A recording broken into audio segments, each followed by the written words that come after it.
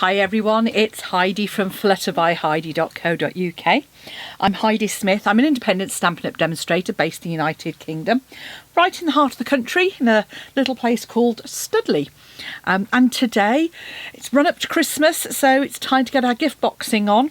And so I've made this one, and this is designed for advanced preparation. It's probably a little bit late, but the great thing is you can have a stash of these ready and waiting to go, and then once you get your gift you can just pop it in, because it is flat, as you can see. And it's a good size, because actually what you do is you pop it open. It's like a cake box, and you just pop it open like so. Your ribbon is already round there, and all you need to do is pop your gift in and tie your bow, and there you have your Christmas gifting all sorted. Now I've deliberately kept this one you know, not with a tag directly on it, but obviously you could do. But you can see here I've decorated it with some lovely Tidings and Trimmings DSP designer series paper, or double-sided paper I've seen it called as well. I was going to show you some samples of it, but you know what, I can't find my sample bit at the moment. Best laid plans and all that. Anyway, it comes from this pack here, and you get 8 sheets each of 6 different designs, and it's lovely Christmas themed on one side, kind of cherry cobbler, evening evergreen, just have some lovely soft succulent in there, bit of misty moonlight, and then as always, oh there it is, I knew I'd got it there somewhere, look, there we go. I was organised. Okay, but it's Sahara sand in as well, which is perhaps more unusual, but as you can see, lovely patterns, but they're great patterns because although they are, I would say, winter themed rather than just specifically Christmas, so sort of winter season. So if you've got somebody who's got a birthday at this time of year, this would be great to use for them as well. And as I say, lovely sort of useful stripes, things that you could use all year round. I love this particular one, the soft succulent, and then this is the other one I love, and I do like the bit of misty moonlight in there as well. Evening evergreen and plain on the back. So that's the paper that I'm using, and that's an annual catalogue, so that's going to be available still now. So if you need to get your order, and have a look at the clearance rack as well at the moment, because there are some real bargains to be had on there. So yeah, and the ribbon I'm using, as you can see here, is called, it's a metallic ribbon, it's just cherry cobbler and gold, but it's quite a firm ribbon, and by that sort of stiffish ribbon. I'll just tidy that up a little bit. So there we go. So there's our box, and I say that just holds it really securely, and it's really straightforward to make. So there's our box. And let's get started. I'm going to start off making the decoration for the front. So I have actually used Sparkle of the Season and seasonal swirls dies. So the Merry Christmas comes from Sparkle of the Season, and I've used this lovely wreath here. This is one that I have to say, I'm not going to get rid of this one because I think it's lovely. You've got this super, you've got pumpkins in there, not that we use those as much, but great for autumn ones. You've got some dies that cut out these lovely sprigs as you go through, and then you've got these 2 larger wreaths. This one is the one I've used, which has the holly leaves on it, and this one has almost like kind of oak leaves probably on there. So you can mix and match them, sort of combine them, or as I've done, you just die cut 2 and layer them up. So that's exactly what I have done. I have die cut 2 from my one from Evening Evergreen, one from Soft Succulent. I have also die cut, and these are thin dies, so they just use the standard sandwich. I've die cut some of the little holly leaves as well, and I've taken a piece of cherry cobbler, which is what is it? It is 9 by 9 centimetres, so sort of 3.5 inches or thereabouts. You don't have to be massively precise. Just notice I've got a bit of ink on the one side, so I'm turning it over. And so if you've cut card on trimmer, you sometimes get a raised edge on the reverse. So if you're using the reverse, just run your bone folder over and that will smooth it out beautifully. So there's our cardstock. Now obviously if you wanted to, you could make that into a tag and attach it to the ribbon. I wanted to keep it so it didn't sort of move about, and you obviously add a tag onto the back of that. To add the wreaths then, I'm going to add my soft succulent one first, and I've used this technique before. Lots of demonstrators do it. So I'm just putting a little puddle of Tombow on there. I've got a piece of sponge that I'm just sort of moving that about. So I've kind of got a piece of gluey sponge, and then I'm just going over the back there, and I'm just going to pop that in the centre of my card. I'm then going to repeat with my second piece of Evening Evergreen, but obviously because that is gluey now, what I'm actually going to do is just wipe the excess glue off that for a moment, just give it a second to dry, and then I can do the same with this one. So again, a little bit more glue required. And if you put that in an airtight bag or a little airtight container, you can reuse that sponge as well. But it's just another way of attaching your die cuts if you don't want to use our double-sided sheets, although I have to say they are fantastic. And then pop that to one side. That glue will just rub off when it's dry, and just decide where you're going to overlap those. There we go, just like so. Okay, so that's my basic wreath. And then I'm going to go and do a bit of stamping. So I've got a scrap of basic white here, which is about, again, 9 centimetres long. So again, sort of 3.5 inches. I've used the Merry Christmas. Hint and tip for these, because they're photopolymer, they can sometimes sort of bend when you get them out of your stamp set. So if you take them off, drop them flat, they will naturally go back to their straight shape. Then you can pick it up using your block. So I'm just Merry Christmas. You won't be able to see, but I'm just standing up to hover over there. And that's, actually for me, that's reasonably straight. It does make a change. So that can go pop to one side just to dry. And I'm going to grab my trimmer.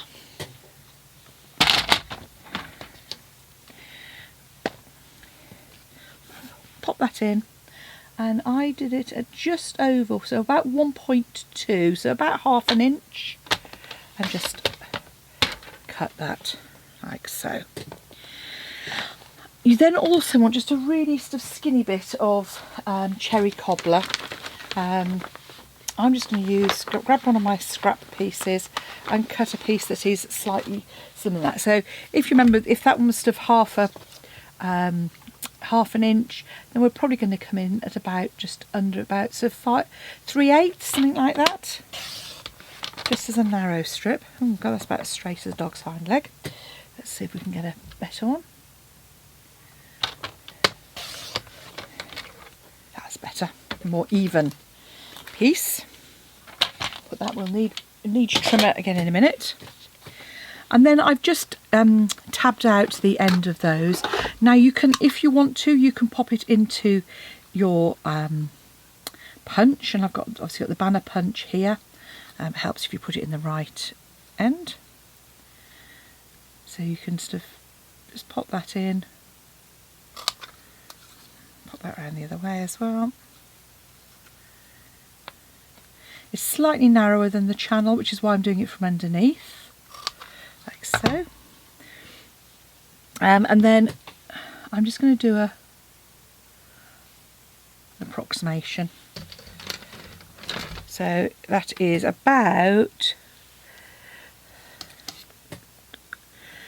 10 centimetres. And again, just pop that in the channel. Now the other way, I'll very quickly show you the other way to do this as well. So I'm just flagging the end there I'll have a look and see how that looks. Okay, I could probably go a little bit shorter on one, so let's do that.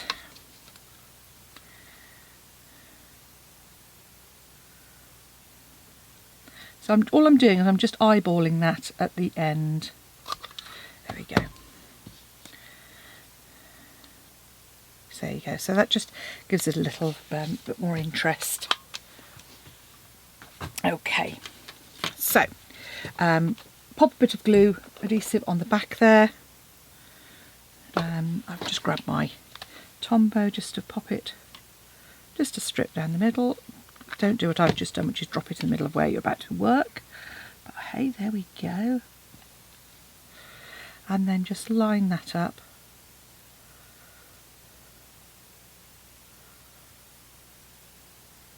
Okay, and that's going to go across the middle of our panel. God, I can't find my words today. Right, and then all I'm going to do is I'm just going to add a bit of glue to the corner here, and I'm adding it to the corner rather than to the leaves because they are quite teeny tiny, and I'm just going to pop those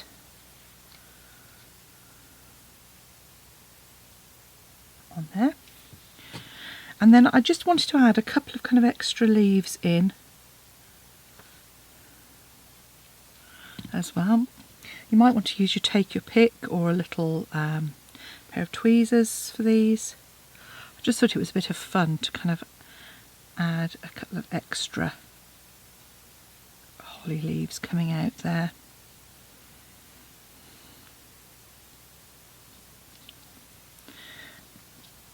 And then for my sparkly berries, very simple. Because I hadn't got any red rhinestones, so I've just taken some of our lovely rhinestones and just using a cherry cobbler, our dark cherry cobbler in fact for that, I'm just colouring those rhinestones, and they dry really, really quickly. So then you can just come in, says, and just add those, and I do tend to pop them in threes,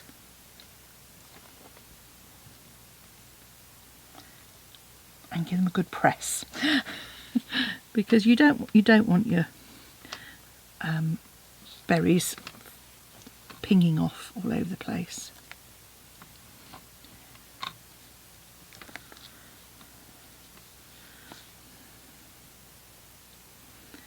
So all I'm doing is just popping a couple of trios of berries onto our wreath, and then this one will be nice and dry. Just pop some dimensionals on the back there, so just one on each end and one in the middle just to support it.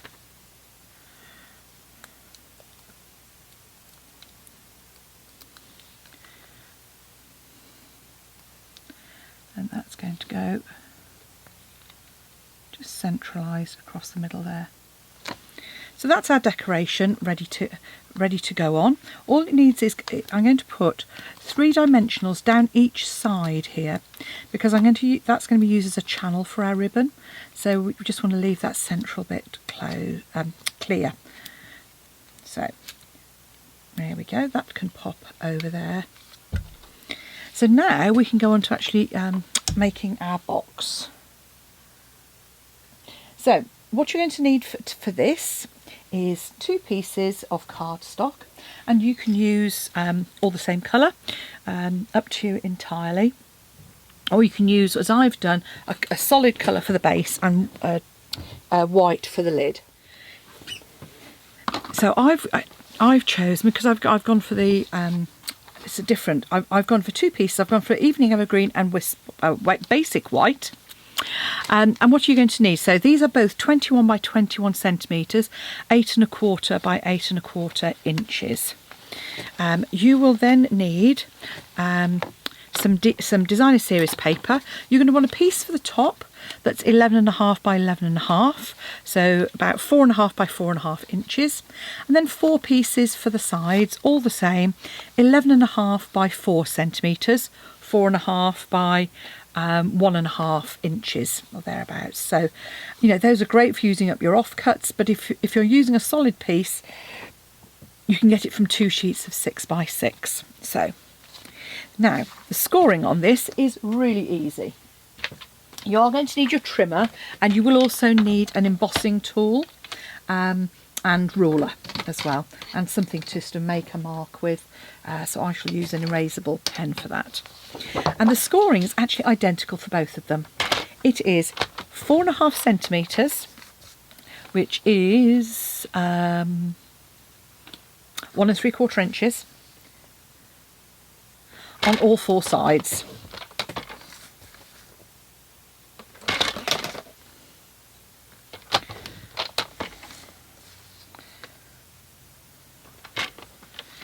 Like so. Do the same on your evening evergreen or whatever colour you've chosen. I do like the evening evergreen. I like to keep the base as one of our coloured cardstocks, because our coloured cardstock obviously is solid all the way through with its colour. It makes it really nice and strong, and these dark colours make a beautiful box base. Really good. So there we go. So we've scored that. So both pieces. Now the marking and scoring now is slightly different on the base. So if we do the base first of all, you're going to measure 9 centimetres, and that'll be 3.5 inches, and you're just going to make a little mark on the edge, and the same on this one, and the same on the opposite side. So I've got 2 little marks there, and I'm going to do the same on the opposite edge as well.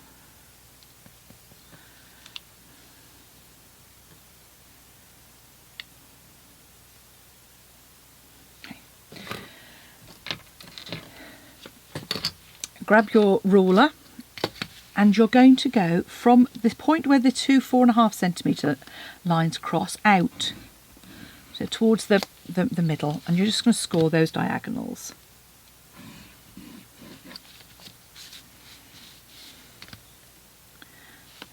So once you've done all 4 of those, we'll make a start on our box lid.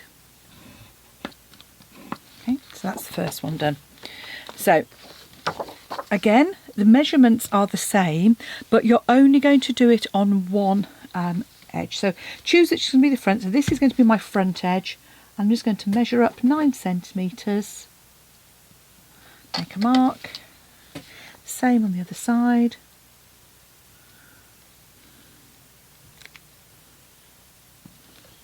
And then do that same scoring again. So from the point where those 4.5 centimetres meet, out and out.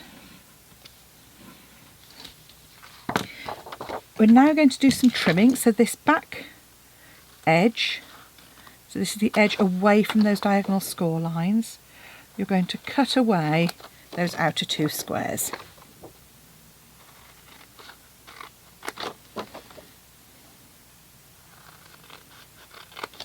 Okay. And then you're going to cut up. So here's your diagonal line, you're going to cut up here. Now if you want to take the thinnest little sort of notch, but you want to keep it fairly square on these, so it's almost like kind of just cutting either side of the score line, like so. Okay, while I've got my scissors, we're going to do the same on this one. So again, obviously we're going to, well no, we're not going to, we're going to do the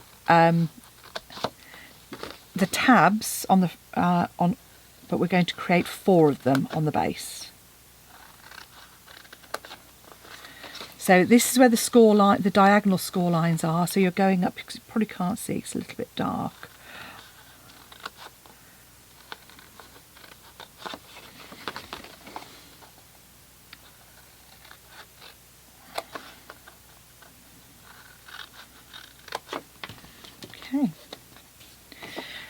So once that's done, I am going to now reinforce these and reinforce them really well in both directions. So in the direction of your score line and back on itself as well.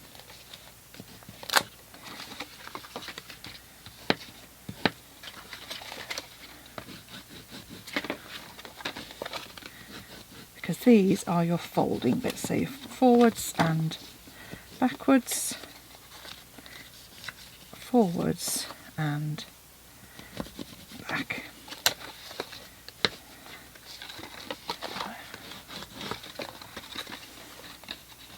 So that's our base, and what we're going to do now is glue these. We're going to fold these tabs in and glue them down square like so. Now, a couple of ways you could do this. You could use wet glue, or you could use Stampin' Seal Plus, or you could use red tape. I personally think the best way to do it, to get a good one, is actually to use our wet glue, put it just on the triangular section that you have folded back. Then fold those down and pop a clip on that. Okay, so it's just holding it in place. Obviously what you could use, I'm just going to grab a couple here, paper clip, just pop that in there. You're just holding it in place for a few moments, and it just means that you've got that little bit of wiggle room time and you get a nice bond. When I'm doing boxes, you know, it's particularly something like this that's almost got some moving parts. As you can see there, these things start to move up a little bit. So hold it down, fold it over, then pop a little clip either side. Okay, pop that to one side.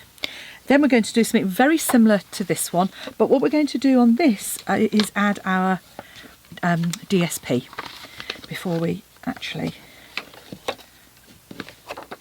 glue it all together. Obviously it is always easier, and I often forget. Those of you who follow my videos, yeah, I forget. So do as I say, not do as I do. Again, with these triangles, you're going to reinforce in both directions, and I'm doing that before I've added the paper. So I'm just going to rub that. I need to get my glue eraser on that. It's just leaving a little bit of glue on the sheet,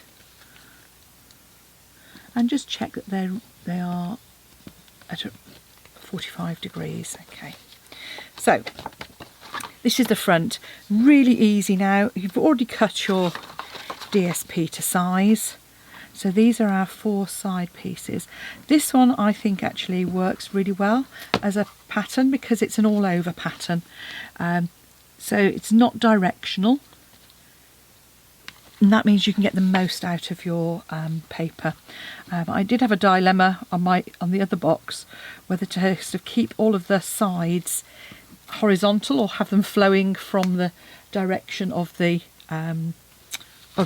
piece on top. And I actually decided to just have them all horizontal in the end, and that was for, you can see all run horizontally, and that was for reasons of economy really. It just made it easier to get as much as I wanted and as much as I could even out of my DSP. You know me, a bit of a frugal crafter, because I want you to get the most out of your craft materials, because then you can come and spend some more when the lovely new goodies arrive.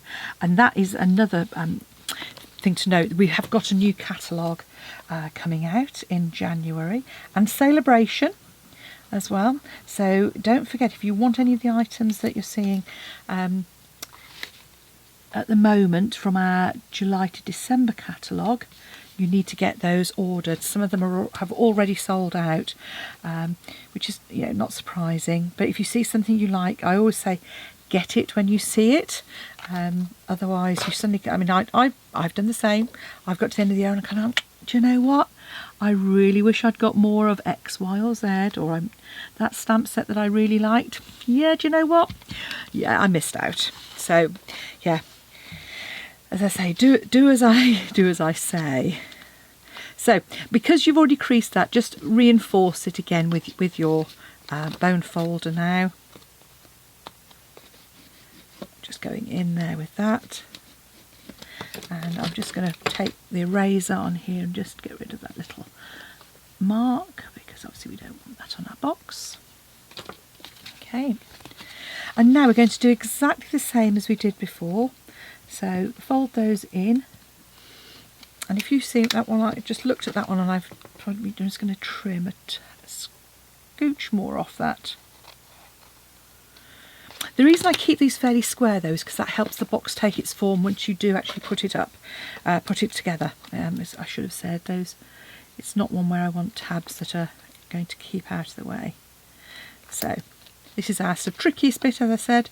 Fold those in and then fold those down, and a couple of paper clips like so. And now our other one will be nice and ready. So with it, how to describe it? So with the folds as they are, sort of going horizontally, all I'm going to do now is add some glue to the back panel. So the glue is going on this section here. And you're just going to line that up with our lid, like so. Again, a couple of paper clips just to kind of help that get a really good bond. And now we can add our ribbon. So you're going to want, I think, ideally about 3.5 times the length of that ribbon scissors. And all I'm going to do is simply lay that down. I'm going to take off my dimensionals.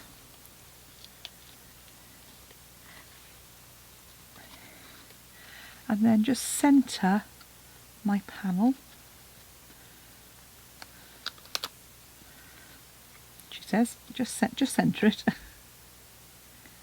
in the middle there. So that box is now ready to go, or ready to pop in my little stash. So when I have a present, I can just pop it in, and then all I need to do is lift it up, pop my gift in, perhaps with a bit of tissue paper, add a tag, and there we have a pair of fabulous keep flat, fold flat, ready to go Christmas boxes that turn into these lovely little cake box type boxes afterwards. So thank you for watching. I do hope you've enjoyed that.